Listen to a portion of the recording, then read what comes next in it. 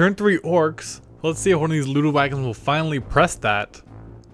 2, 4, and all 3 are still good. Getting very good rolls. I'm not arguing. And he moves through difficult terrain, but is not slowed down at all. Rather immobilized. Boys move up, they run for their run movement. They're finally out of difficult terrain. They're all down the hill. They're all kind of spread out, but they'll be able to move up and be quite useful later in the game. As long as they, well, yeah, Lash Princes are gone, so bikes move up, and they can't shoot into them, but they will assault that Daemon Prince and help out the Ludas, because Ludas are cool. Direct hit with one of the boom guns, butts! 3 failed, 3 ones on the wound, and he makes his cover saves, so no one is hurt, and the Obliterators make their armor saves. Next, with his attack, unable to do anything. Boom gun shoots, scatters, doesn't do anything as well. Last boom gun shoots, scatters, goes forward, and nothing.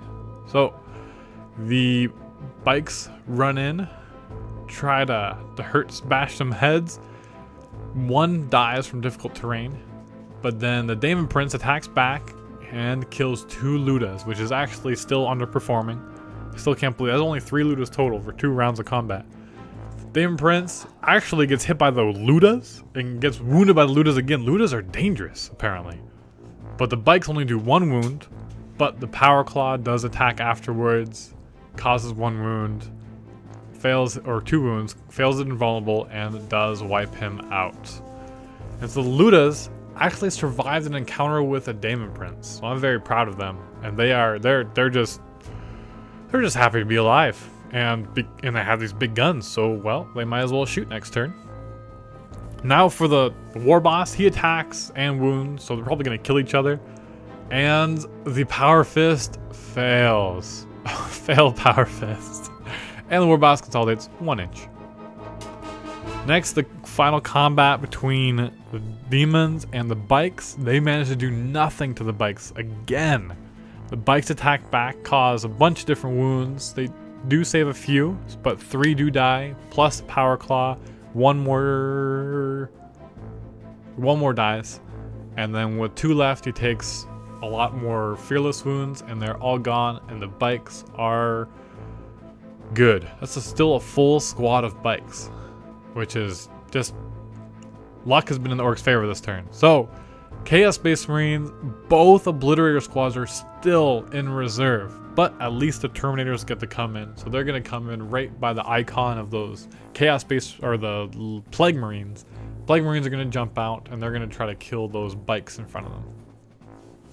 Or at least the War Boss. Because he's getting a little ridiculous. Even for my Orc standards. The other Plague Marines jump into the Rhino and move forward and shoot their plasmas at the bikes. But they don't manage to do it. No, that was the difficult terrain. Obliterators moved up a bit too. So shooting, they shoot at the War Boss, hit him. He does make his normal save, but then they do manage to hit him with some plasmas, and he dies. Obliterator shoots at the Luda wagon, gets a couple penetrating hits, and manages to immobilize and weapon destroyed. So although he is completely out of commission, that does not count as a kill point yet. Next, they shoot at the bikes, but do nothing. Flamer on the other bikes and some plasma weapons, and they manage to kill, finally, 2 bikes. And so they do have to take a morale check, but they are fine. So end of turn 3, Chaos is struggling a bit. But they still do have, a full squad of Plague Marines, some of those Obliterators. They did take out one of the boom guns, which is a really big victory. There's still that big squad of boys that hasn't done anything yet. They will be moving up. 2 more boom guns, Ludas, and bikes on that side. We'll see what they can do against those Terminator and remaining Plague Marines. Not to mention those 2 squads of Obliterators that will come in soon. So stay tuned for the conclusion and part 5.